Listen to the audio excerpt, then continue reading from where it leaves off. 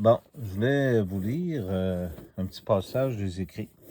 Je vais vous lire l'Apocalypse 13 un autre jour, mais j'aimerais ça vous la lire de la façon que je le lis, parce que j'aime ça mettre de la lumière dans les écrits de ce que je vais vous dire, mais ça va peut-être vous marquer un petit peu quand je vais vous le lire. Je vais essayer de vous le faire dans les prochains jours. Pardonnez-moi mon dérumage, parce que j'ai un peu de faiblesse sur ces choses-là, j'imagine. Fait que les deux témoins. Puis on m'a mis une sorte de baguette en me disant, lève-toi pour mesurer le temple de Dieu, l'autel, les adorateurs qui s'y trouvent. Quant au parvis extérieur, laisse-le, ne le mesure pas, car on l'a donné aux païens.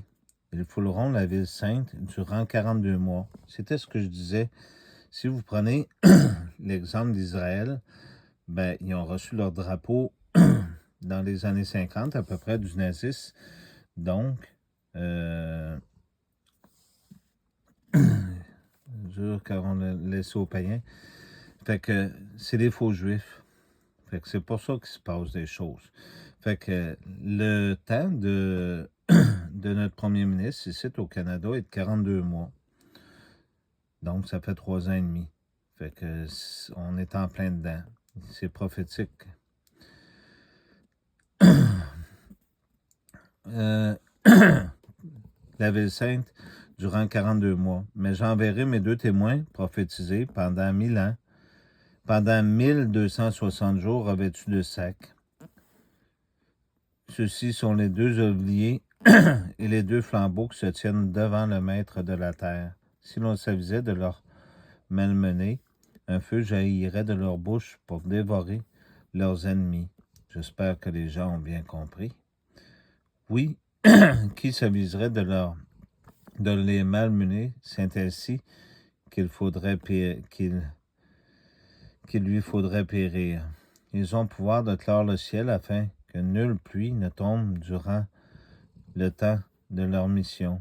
Ils ont aussi pouvoir sur les eaux de les changer en sang et pouvoir de frapper la terre de 1000 fléaux, aussi souvent qu'il leur plaira. Mais quand ils auront fini de rendre témoignage, la bête qui surgit de l'abîme viendra grogner contre eux, les vaincra, les vaincre et les tuer.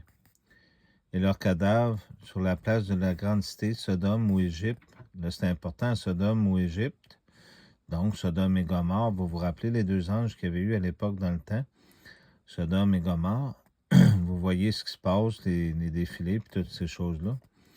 Comme on appelle ce lieu symboliquement, là c'est important ce que je vais vous dire, là où le Seigneur aussi fut crucifié.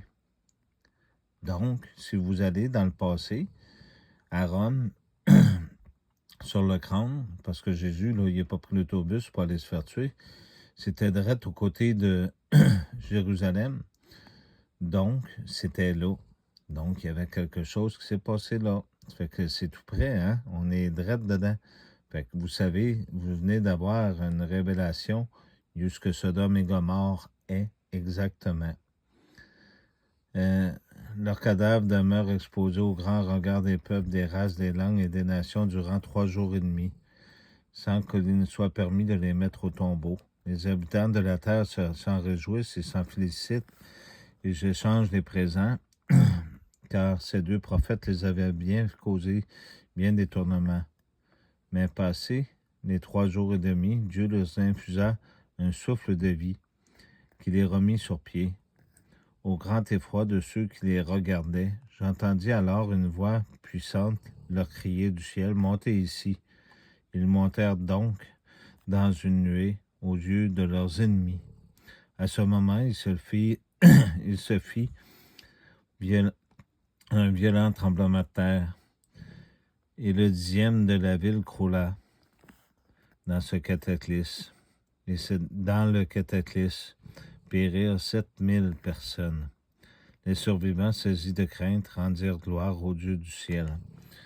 J'espère que vous avez aimé. Demain, Apocalypse 13, je vais essayer de vous le faire demain. Ça va être marquant quand je vais vous le lire. Merci.